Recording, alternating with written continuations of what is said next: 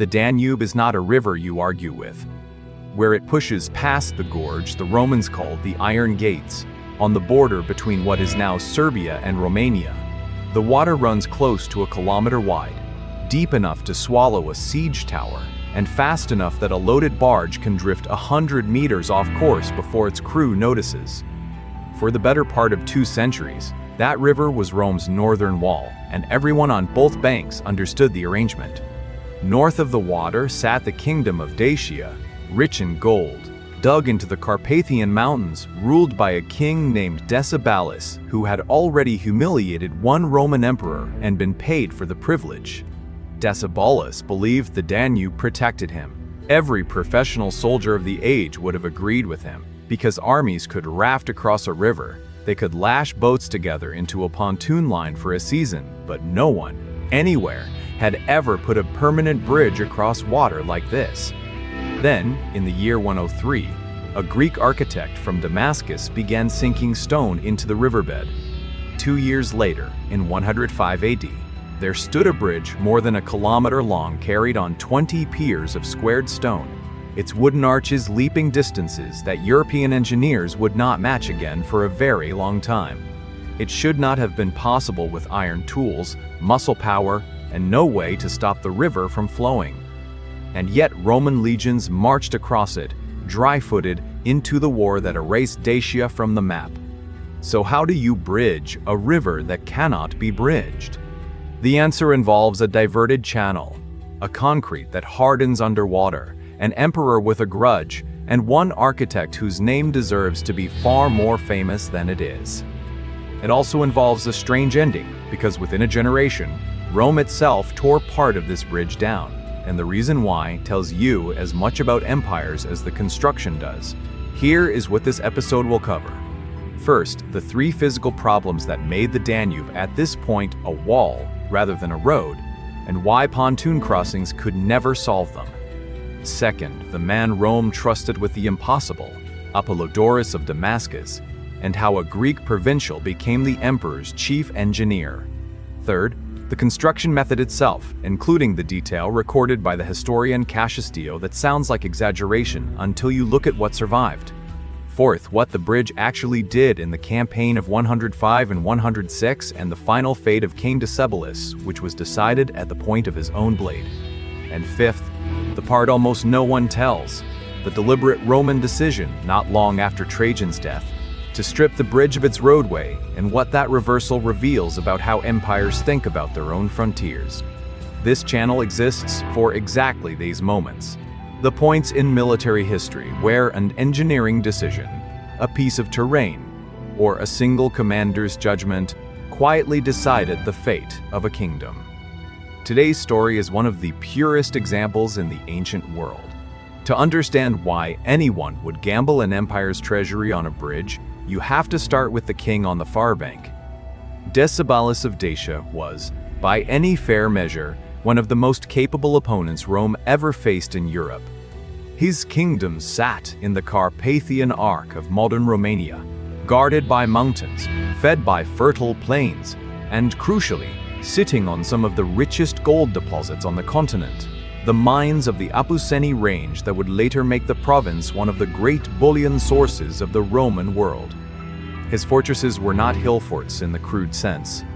Dacian engineers had developed their own signature construction, a wall type modern archaeologists call the murus Daciacus, 2 faces of dressed stone blocks tied together with timber beams and packed with rubble core.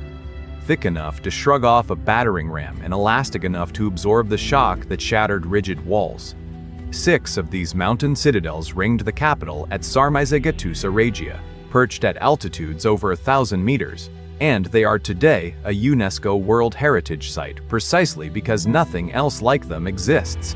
And the Dacian soldier carried a weapon Roman infantry genuinely feared: the falx, a 2-handed curved blade that could reach over the rim of a shield and split a helmet. A weapon so effective that Roman armorers in this war began riveting reinforcing crossbars onto legionary helmets specifically to survive it. In the late 1st century, under the Emperor Domitian, Rome had fought this kingdom and come off badly. In 86 and 87 AD, A Dacian invasion of the province of Moesia killed its governor, and the punitive expedition that followed ended in catastrophe when the Praetorian prefect Cornelius Fuscus led an army into the Carpathian passes and lost it, along with his own life and, humiliatingly, a legionary standard.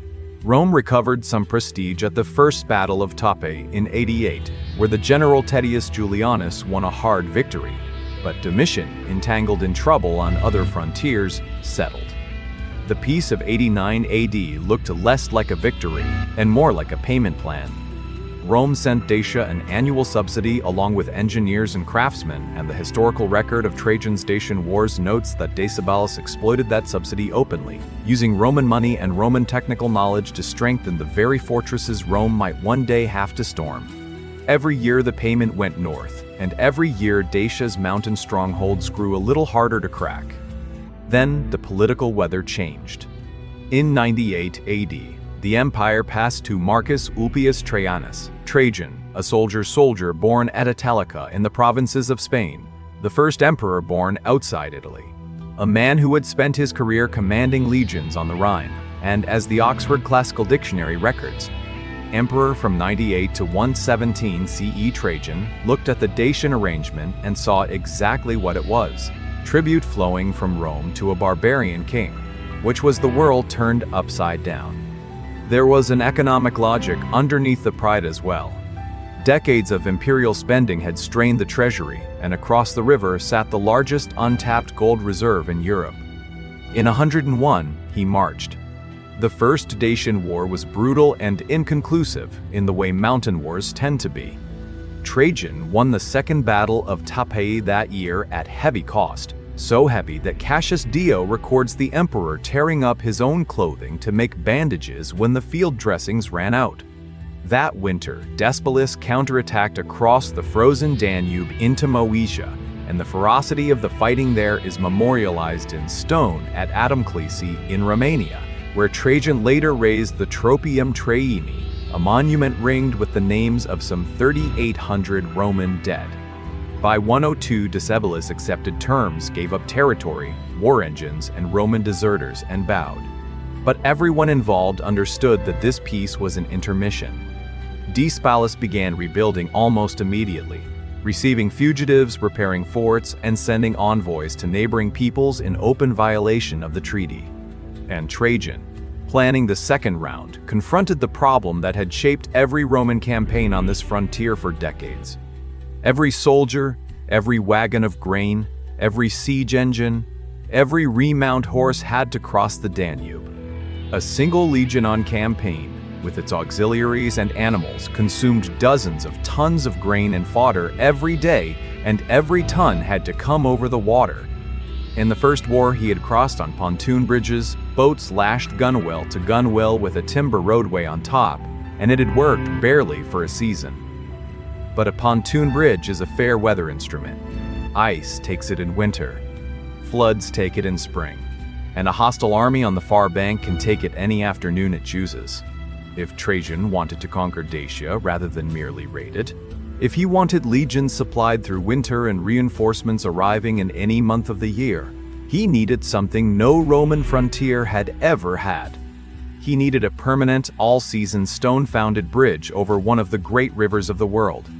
That decision, more than any battle, is what doomed Decebalus.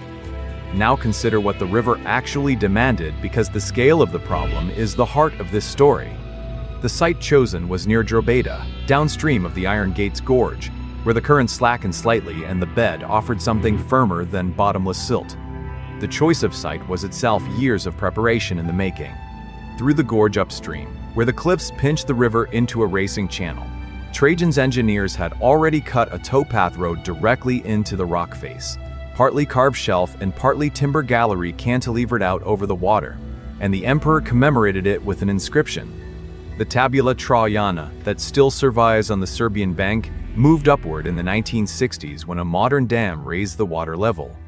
He also had a canal dug to bypass the worst cataracts so supply boats could move at all. Only with road and canal in place did the bridge site at Drobeta make sense. Even at this, the kindest available point, The Danube presented three separate problems, any one of which had been enough to stop every previous engineer in history. The first problem was width. Our best surviving description comes from the historian Cassius Dio, whose Roman history is the primary literary source for the bridge, and the structure he describes ran to roughly 1,100 meters and more, from bank to bank. No span of timber or stone could leap that in one go, which meant piers, many of them standing in open water. The second problem was the water itself. The Danube here runs deep, in places several times the height of a man even in late summer, and it never stops. You cannot dam one of Europe's great rivers and work in the dry. Every pier had to be founded on the riverbed, while the current shoved at every barge, every crane, every man. Roman builders had sunk bridge piers in rivers before, in the Tiber, in the rivers of Gaul and Spain, but in streams a fraction of this size, and Vitruvius, writing his Manual of Architecture a century earlier, had described the underwater techniques as among the most difficult operations in the entire builder's art.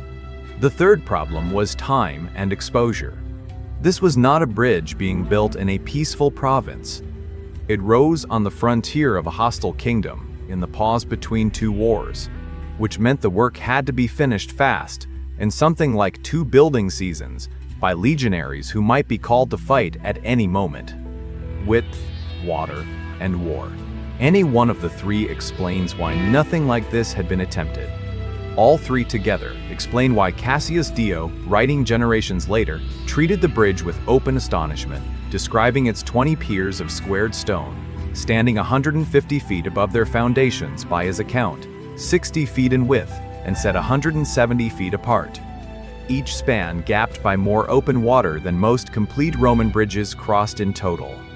To put that number in perspective, 170 feet is longer than the largest surviving Roman masonry arch anywhere, and timber arches of that reach would not become routine in Europe until the 18th century. Dio himself says plainly that the other works of Trajan were surpassed by this one, and that he despaired of anyone crossing the river there again. His numbers sound like a historian being generous to a dead emperor. Hold that thought, because the physical remains, when we come to them, will settle the question. The man handed this problem was not a Roman aristocrat, and that fact matters. Apollodorus of Damascus was a Greek architect from Syria who, as the Oxford Classical Dictionary records, worked for Trajan in the 2nd century CE, and he stands in that rare category of engineer whose portfolio reads like the greatest hits of an entire civilization. This is the mind later associated with the great Forum complex in Rome that bore Trajan's name, the largest of all the imperial forums, paid for out of Dacian gold, along with the vast vaulted market complex beside it and, in all likelihood, the column at its center that we will return to shortly. He even wrote a surviving treatise on siege machinery, the Poliorcetica, which tells you he thought about structures under attack as naturally as structures at rest.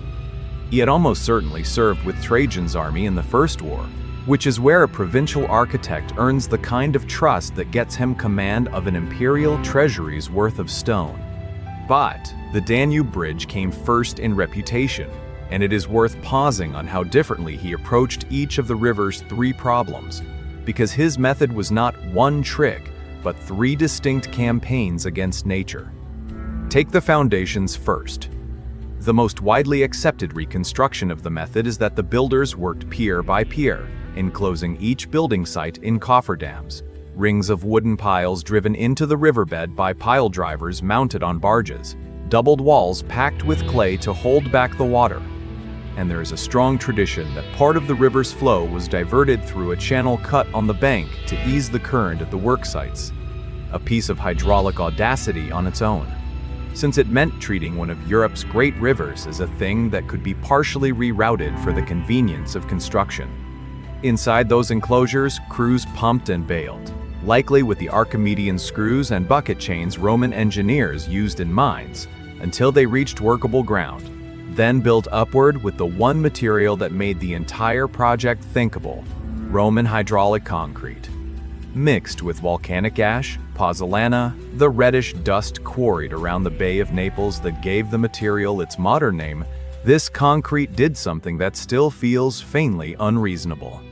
The ash reacted chemically with lime and water to form crystalline bonds, meaning it cured underwater, setting harder in the wet than ordinary mortar sets in the dry. And modern material scientists studying Roman marine concrete have found that seawater exposure actually strengthened it over centuries as new minerals grew through the cracks. Stone and brick facing went around a concrete core, and pier by pier, season by season, 20 artificial islands rose out of the Danube. Take the spans next. Apollodorus did not try to arch stone across those 170-foot gaps. Stone would have demanded decades and staggering centering works. Instead, he went to timber. Huge segmental arches of layered wooden ribs. 3 concentric arcs of oak pinned and strapped together, a lattice springing from pier to pier, carrying a broad wooden roadway with parapets. We are not guessing at the shape. The bridge is depicted in the sculpted spiral of Trajan's column in Rome, that extraordinary stone chronicle of the Dacian Wars, 30 meters of marble carrying over 2,500 carved figures, and one scene shows the emperor sacrificing at the bridge itself. The open timber lattice of the arches rendered clearly enough that modern engineers have reconstructed their geometry from it, working out rib spacing and the radial pattern of the bracing from a relief carved by men who had seen the real thing. And take the third problem: speed. Last. Timber was the answer there too. Wood goes up fast. Legions were full of trained carpenters, and the forests of the region supplied oak on site by the thousands of trees. Stone below the waterline where permanence mattered, timber above it where speed mattered. It is the kind of decision that looks obvious once someone has made it, and had been made by no one in the previous history of the world. It helps to measure this bridge against everything that came before it, because Rome had crossed great rivers already, and each earlier method defines by its failure what Apollodorus achieved. Consider first Julius Caesar on the Rhine, a century and a half earlier. Caesar's bridge is justly famous, and Caesar made sure of that himself, devoting a detailed passage of his Gallic War commentaries to the angled pairs of piles his men drove into the riverbed in 55 BC, a timber trestle thrown across the river in 10 days, an astonishing feat of speed. But look at what it was for. Caesar crossed, demonstrated, burned villages for 18 days, and then came back and tore his own bridge down behind him. 2 years later, he did the whole thing again. Built a second bridge, crossed, returned, and dismantled most of that one too. It was a gesture in wood, a raid's instrument, never meant to see a winter. The piles were driven timber, not founded stone, and the river would have claimed them soon enough regardless. Caesar's bridge said, "We can reach you." Trajan's bridge said something categorically different, "We are staying." Consider next the pontoon crossings of Trajan's own first Dacian campaign. Trajan's column shows the legions filing across boat bridges at the start of the war, helmets slung, shields on their backs, and as an instrument of a single campaigning season, the pontoon line was proven technology, used by Persian kings and Roman generals for centuries. But a pontoon bridge is a hostage to the river. Spring flood, winter ice, an autumn storm, a fire ship drifting down on the current, any of these could sever an army from its supplies in an hour, and the Danube freezes hard enough in bad winters that Decebalus had marched an army across the ice. An empire cannot administer a province across a bridge that exists only in good weather. Every general before Trajan had accepted that constraint as a law of nature. And consider, third, the alternative Rome actually used for generations: the river fleet, the classis Flavia Mosica, squadrons of warships and transports that patrolled the Danube and ferried men and grain across it. They worked in the way that any ferry works, slowly, in small increments, at the mercy of weather, incapable of moving an army as an army. A legion crossing by boat arrives as packets of frightened men over many hours.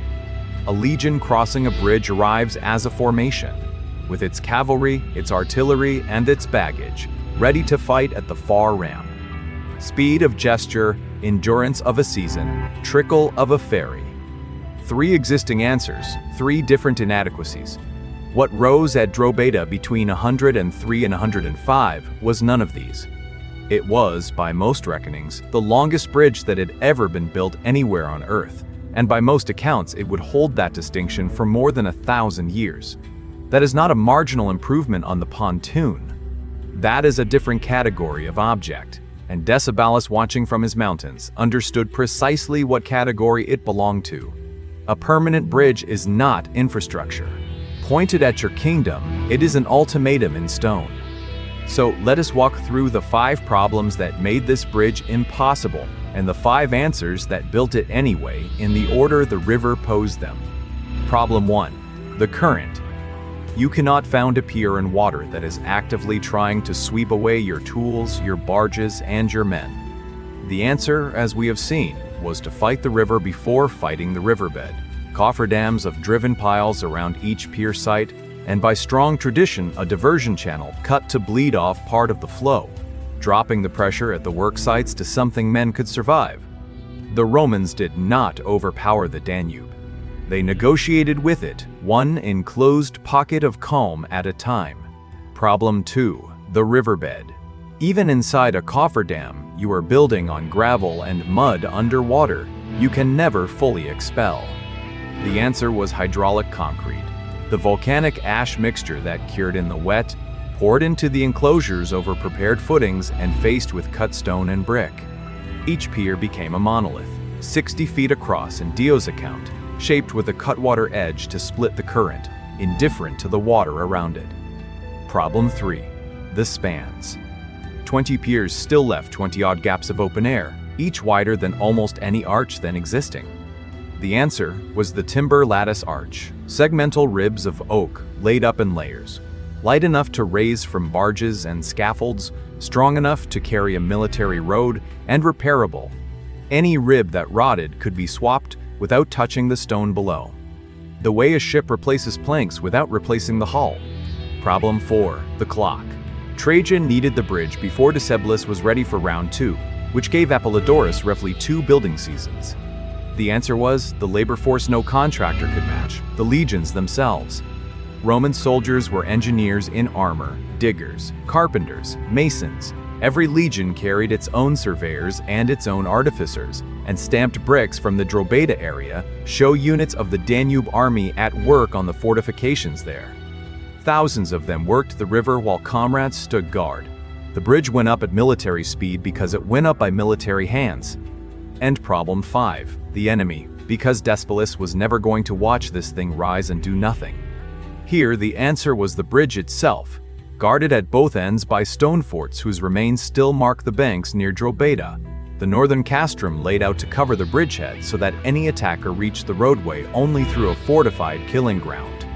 And in the spring of 105, Decebalus gave his answer, striking at Roman garrisons and positions north of the river, even attempting, according to Dio, to have Trajan assassinated by deserters and taking a senior Roman officer, Longinus, hostage.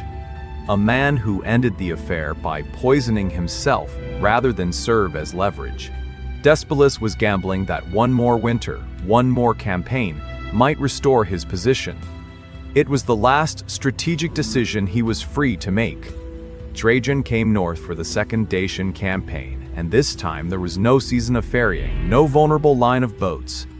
The army, drawn from a war establishment that modern historians put in the range of a dozen legions plus auxiliaries, one of the largest concentrations of force Rome ever pointed at a single enemy, crossed the finished bridge and stayed crossed. Through 105 and into 106 the legions ground into the Carpathians, reducing the mountain citadels one by one, and this time, the mountains did not save the kingdom. The Dacian capital, Sarmizacatusa Regia, fell after the Romans located and cut the water supply, and the column shows its defenders firing their own buildings and sharing poison as the walls came down. Decebalus fled into the highlands with a shrinking band of loyalists, hunted by Roman cavalry, and when the horsemen finally ran him to ground, he chose the one escape left to a king who had seen what Rome did to captured enemies. As the Oxford Classical Dictionary entry on Decebalus records, he took his own life to avoid capture. The scene was considered important enough that it was carved onto Trajan's column itself. The king under the tree, the blade at his own throat, the Roman rider a moment too late. And here archaeology adds a detail almost too good to believe. In 1965, at Philippi in Greece, excavators found the tombstone of that rider, a cavalryman named Tiberius Claudius Maximus, whose epitaph proudly records that he captured Decebalus and carried the king's head to Trajan at a place called Ranistorum. We know the name of the man in the carving. Dacia ceased to exist as a kingdom and became a Roman province, and the scale of the plunder that came south across the bridge beggars belief. Ancient figures, as corrected by the historian Jerome Carcopino, put the take at something like 165 tons of gold and over 300 tons of silver, part of it recovered from under the river Sargetia, where Decebalus had diverted the stream to bury his treasury, a hiding place betrayed by a captured confidant named Bacillus. In Rome, Trajan threw 123 days of games with 10,000 gladiators, and the gold built the forum, the markets, and the column that still stands. Colonists poured north across the bridge in the other direction, in such numbers that the province's language displaced the old one, which is why, alone among the lands around it, Romania speaks a Romance language to this day. The bridge did not just win a war, it rerouted the linguistic map of Europe. And now the part of this story that almost never gets told, the ending that makes the bridge stranger than the building of it. Trajan died in 117 AD, and the empire passed to Hadrian, an emperor with a fundamentally different theory of frontiers, walls rather than conquests, consolidation rather than reach. The emperor who abandoned Trajan's eastern annexations within months and would soon draw a literal line in stone across northern Britain.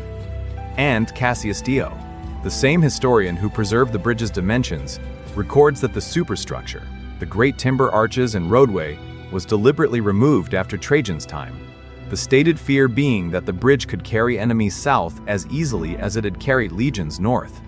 Some historians have doubted that explanation and suspected simpler motives: the cost of maintaining a kilometer of oak against ice, flood, and rot, or politics between Hadrian and everything his predecessor had built. And the relationship between Hadrian and Apollodorus gives that suspicion teeth. Because Dio also preserves the story that the architect had once mocked the young Hadrian's amateur drawings, telling him to go away and draw his pumpkins, and that years later the emperor had him exiled and put to death. Weigh the evidence however you like. Either way, sit with the image for a moment. The most audacious bridge in the history of the world to that point, and within a generation, Rome itself pulled the road off the top of it. The 20 stone piers were left standing in the river like a sentence with the words removed. They stood for centuries. When Constantine wanted to cross the lower Danube 200 years later, he built an entirely new bridge downstream rather than re-roof Trajan's. Travelers reported remnants breaking the surface at low water more than 1,000 years later, and the record keeps confirming them. In 1856, an exceptional drought dropped the Danube far enough to expose the pier stumps in a line across the river. A survey in 1932 counted 16 piers still traceable, and a later archaeological survey in 1982 could still locate 12, the others lost to dredging and the current. The stumps of the abutment piers survive on both banks today, at Drobeta Târgu Severin in Romania and Costel in Serbia, where foundation remains can still be seen, which is also the quiet answer to anyone who thinks Dio exaggerated. The stones are where he said they would be. If you take one thing from this story, let it be this. The Second Dacian War was won before it started, in the 2 quiet years between 103 and 105, by carpenters and concrete mixers working inside wooden rings in the Danube. Decebalus was a formidable king with mountains, gold, and fortresses built partly at Rome's own expense, and none of it mattered once the river stopped being a wall. Battles get the monuments, but logistics gets the verdict, and Apollodorus of Damascus, a Greek architect most people have never heard of, did more to end the Dacian kingdom than any legate with a sword. There is also a colder lesson in the ending. Empires build their reach in stone and then lose their nerve about it, and the stripped piers standing in the Danube for 1,000 years were a monument to both halves of that truth, the ambition and the retreat, in a single ruined object. The next time someone tells you a piece of ground or a stretch of water makes a position unassailable, remember the king who believed exactly that, and the 20 stone islands that proved him wrong. If this story earned half an hour of your attention, a like tells us to keep making them, and subscribing means you will not miss the next one. I will see you on the next battlefield.